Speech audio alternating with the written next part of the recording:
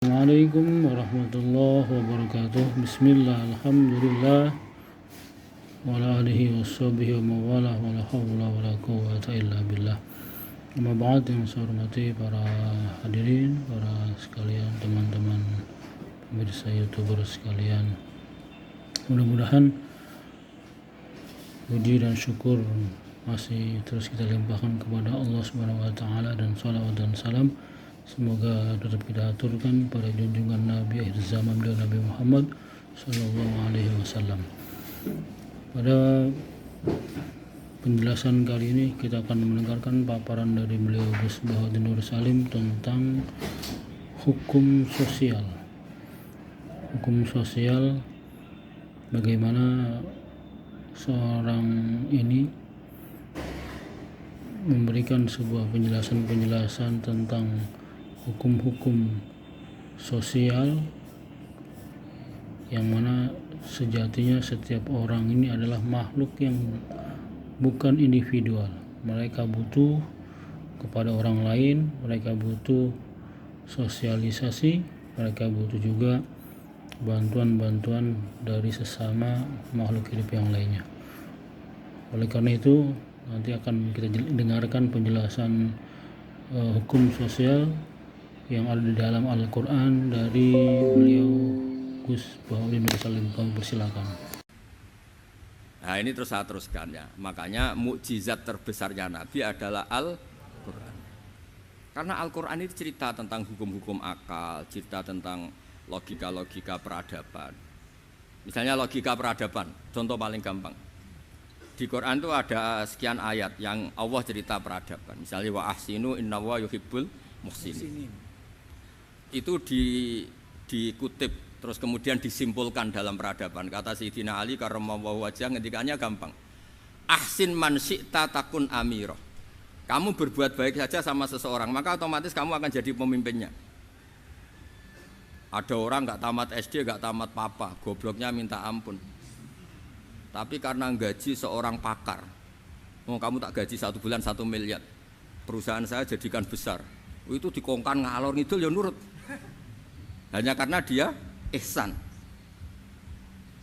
Terus wastaghni amman syi'ta takun nadhira. Saya ulang lagi. Wastaghni amman syi'ta takun nadhira. Dan kamu jangan butuh orang lain, siapapun dia, maka kamu akan setara.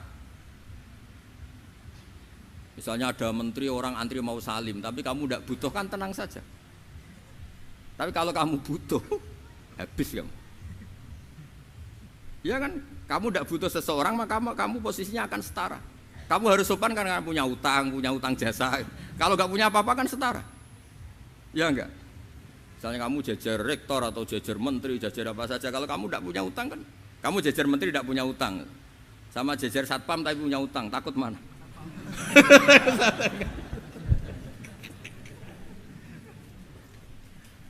Kalau butuh itu mesti kalah kan? Ada pejabat misalnya nggak begitu cantik sama perempuan cantik yang kamu butuh ingin dicintai, takut mak. Padahal nggak jelas orang ini pangkatnya apa. Jadi dalam hukum sosial itu kata Sayyidina Ali wastaghni amman syi'ta takun nadhira. Kamu jangan butuh seseorang maka kamu akan setara. Terus yang terakhir wahtas ila man syi'ta takun asirah. Asirah pakai sin. Dan silahkan butuh seseorang maka kamu akan jadi budak dia. Ya coba misalnya Anda seorang profesor, seorang alim, seorang kiai top.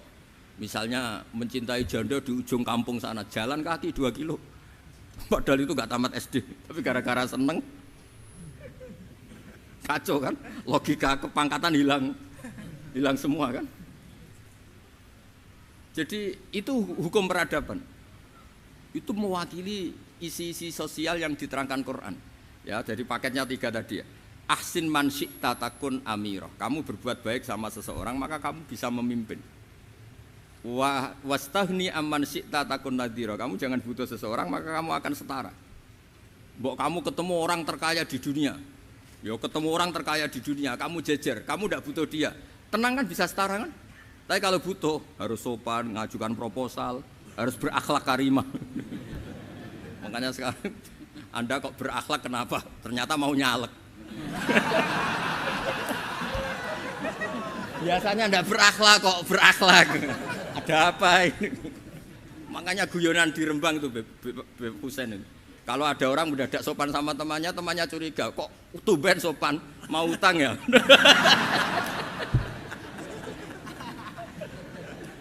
Zaman akhir itu kacau.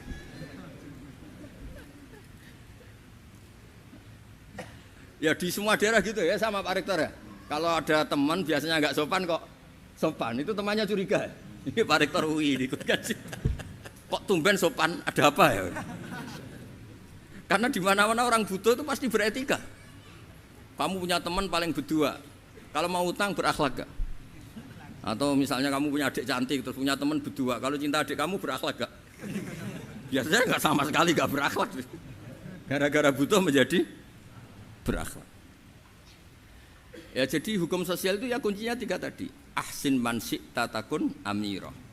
Wastaghni amman syi'ta takun nazira. Terus wahtas ila man syi'ta takun asira. Kalau kamu butuh seseorang pasti kamu dibikin hina. Asir itu tawanan. Nah, Quran itu bicara sosial itu lengkap. Dan itu yang nunggui kita. Kita punya tetangga yang kurang baik, ya seneng. Punya tetangga baik, ya seneng. Kata Imam Syafi'i, saya berkali-kali cerita. Kok seneng semua Imam Syafi'i? Ya bagus lah, kalau yang seneng saya enak lah. Dijak jagongan, dijak ngopi enak. Yang gak seneng saya, gak ngarah utang. Uang itu nak, kamu punya tetangga gak seneng kamu. Aman kan? Aman. Gak akan pinjem uang kan, pinjem mobil. Uang gak seneng kok. Makanya Imam Syafi'i itu kalau ngedikan luar Syafi'i, diceritain orang, ya Aba Abdillah bagiannya, ya Aba Abdillah orang itu gak seneng kau, bagus lah. Loh kenapa bagus? Waman asa'a ilaika faqad atlaqaka. Orang yang gak seneng kamu maka membebaskan kamu. Gak akan pinjam uang, pinjam mobil, gak akan ganggu waktu kamu, kan gak seneng. Justru yang seneng-senengi masalah pinjam terus. Imam Syafi'i itu orang yang anggap dunia itu selesai. Ada yang cerita, ya Aba Abdillah, orang yang tadi cium tangan engkau, yang hormat engkau, di luar maki-maki engkau, ngerasain engkau, ngata-ngatain engkau. Ya bagus lah. Kok bagus gimana? Berarti saya wibawa, depan saya tidak berani. Berarti saya wibawa, di depan saya tidak berani. Berarti itu makomnya sudah kulillah sumadarhum fi khawdihim yal'abun. Sudah dunia itu selesai, sudah agak penting semua. Nah itu kalau kamu anak-anak beki ahli Quran sudah ayatnya kulillah sumadarhum fi khawdihim yal'abun. Sudah lihat Allah saja agak penting, makhluk-makhluk itu dah makhluk semua agak penting, sepenting Allah. Nah kita ini ditunggoni mukjizat seperti itu. Bayangkan misalnya kita ditunggoni tongkatnya Nabi Musa. Saya ngajar di sini terus ini tongkat. Terus nanti yang tanya, Gus itu kayu apa Gus? Nanti yang kolektor tanya itu harganya berapa Gus? Ruwet apa? Terus yang ahli suudon itu asli enggak Gus? Wah. Yang ahli suudon kan mesti tanyanya gitu, itu asli enggak Gus? Repot-repot pokoknya. Tapi kalau Quran kan jelas, kenapa? Jelas. Ya terus saya teruskan. Syukur alhamdulillah kita telah bersama-sama mendengarkan paparan keilmuan, pemahaman dan juga mindset dari beliau Gus Bahaudin Nur Salim tentang berbagai macam keilmuan yang amat sangat luar biasa, yang mudah-mudahan apa-apa yang beliau sampaikan, apa-apa yang memang beliau telah berikan fatwanya, pengalamannya, mudah-mudahan kita semua mendapat barokah fid dunya wad dini wal akhirah. Amin, amin, amin ya rabbal alamin. Dari saya kurang lebihnya mohon maaf. Apabila ada saran dan juga masukan, kami persilahkan. Ihdinas siratal mustaqim. Wassalamualaikum warahmatullahi wabarakatuh.